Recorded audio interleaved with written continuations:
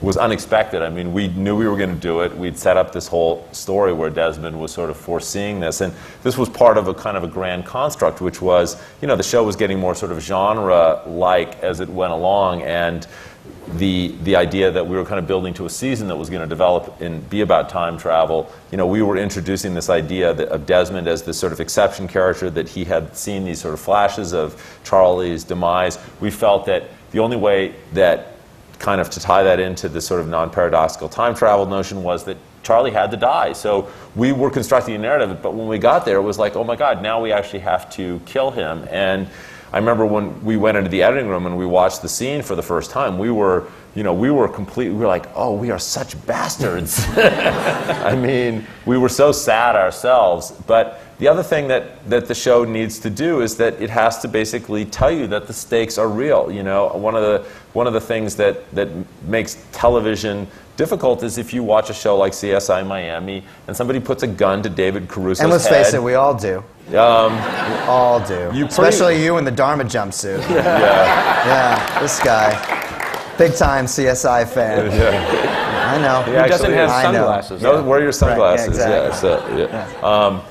You know pretty much that he's not going to get shot. You know, he's not going to die. And that, I think, kind of mutes the dramatic intensity of those sorts of conflicts. In our show, we really want you to feel like, hey, no one is safe. And that was part of the reason why, you know, we knocked off half the candidates in the sub a couple of weeks ago. We want you to go into the finale feeling very uneasy about, you know, anything can possibly happen. And so, but when we make those decisions, we do them for the good of the show, but it's really sad to say to an actor, you're not working on Lost anymore, and, you know, and to kind of, you know, end their time on the show is really, really hard. Yeah, there's this very weird thing that, you know, for example, when we call Dominic, you know, it's a much more serious version of the "it's not you, it's me," you know, breakup, which is, so we've decided that we're going to kill Charlie, and you know what you're talking about is a plot point, but what that person is hearing is, you're firing me off the show, and you know, Dom was doing incredible work, and you know, part of us was almost like, well, Desmond did tell you, like, you should have been preparing for this. You know, you might have leased instead of bought, but you know, you still have to make the call. Our next question from the movie theater audience comes from Stephen Davidson in Danville, Virginia. And he says, I just can't stop wondering why Claire's psychic was so intent that she get on that airplane, that Aaron needed to be raised. This is fascinating. This happened today for some reason, like, where you hear the humming out there, yeah, I mean, it's like, you know, the truth is that psychic said that Aaron was special, but then he was proven to be unreliable. I mean, he was, in an Echo flashback the following season, that psychic admitted that he was a complete fraud. So the only person who's ever said on Lost that Aaron was special it was a hoax. Now people then go, okay, then why did the others need to kidnap Aaron? And we felt we explained that too, which is the others were very interested. They were having fertility issues, and they wanted to know. This baby was born on the island. Yeah. So is there something that we can glean from this? And we'll give these explanations, and people will be like, nope. Why is he special? So. No, seriously, we almost had a throwdown with a reporter who was like, "Oh my God, no, he's special." You shouldn't have said to her, "Why are you special?" No, I didn't say that. Are there? He didn't, but he wanted to. Are there any other plot points like that people are just so incredibly adamant about? Well, I mean, again, it feels a little bit like we had this happen with Kate's plane. You know, we had that, and then we did this episode where there was an elaborate explanation given for Kate's plane. I mean, we twisted and contorted ourselves narratively to give the explanation about Kate's plane, and then people would still be like, "No, but like, there's like microfilm in that plane or something, isn't there? There still is more to know about that plane." And you know, this leads to this sort of fundamental thing, which is every question. This is again a piece of commentary in Across the Sea, which again polarizing. Was, you know, when mother says, you know, every question you ask, you know, just leads to another question. That was a very we were acknowledging that that's the reality of the show. I mean, we talk about, like, the Big Bang Theory. If you say, well, what started the universe? And I'd say, Damon, what started the universe? Big Bang. And I'd say, what was before the Big Bang? Bigger bang.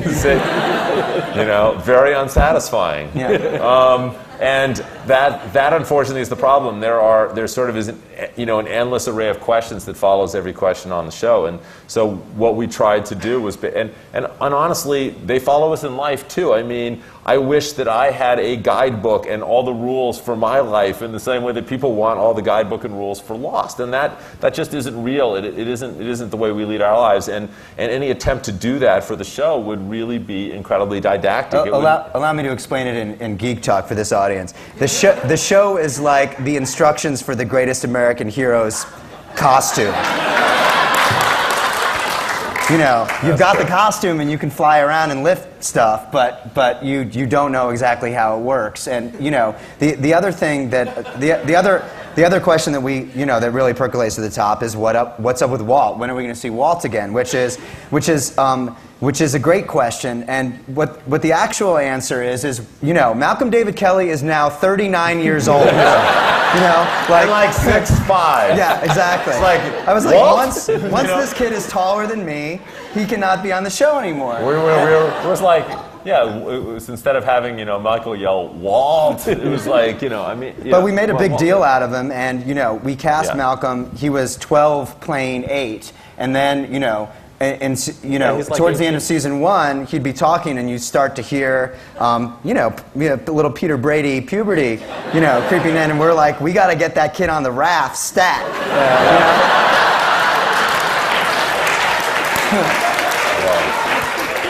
True story. But you will actually see Malcolm before all is said and done. I can't say there's a Star Wars reference. you dropped the Walt bomb. All right. Okay, it's on now. Okay, so in the last scene of the finale. Hey!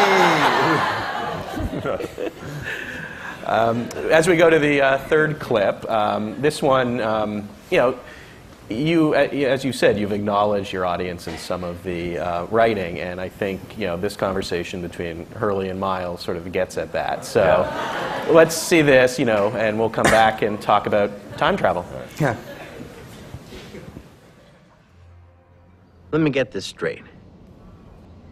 All this already happened. Yes. So this conversation we're having right now, we already had it. Yes. Then what am I going to say next? I don't know. Ha! Then your theory is wrong. For the 1,000th time, you dingbat. The conversation already happened, but not for you and me. For you and me, it's happening right now. Okay, answer me this. If all this already happened to me, then why don't I remember any of it? Because once Ben turned that wheel, time isn't a straight line for us anymore. Our experiences in the past and the future occurred before these experiences right now. Say that again?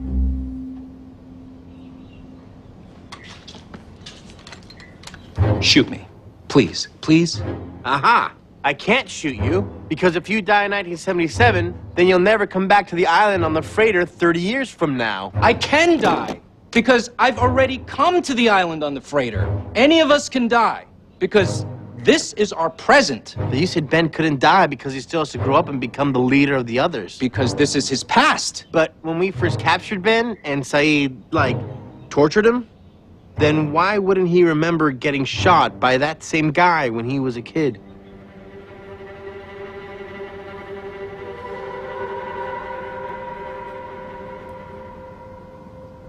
Huh. Hadn't thought of that. Huh.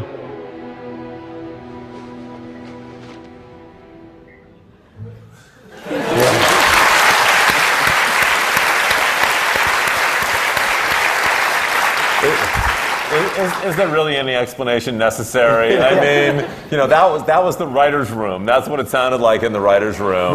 We started having this exact conversation And in we're the like, writers' we've room. got We to were put like, this in the mouths of this the is going characters. in the show. Hurley must be the audience, and they're going, "What the hell are you guys thinking?" You know. Right, and we also have to have him catch Miles. You know, Yeah. we have to have him get to a point that basically Miles has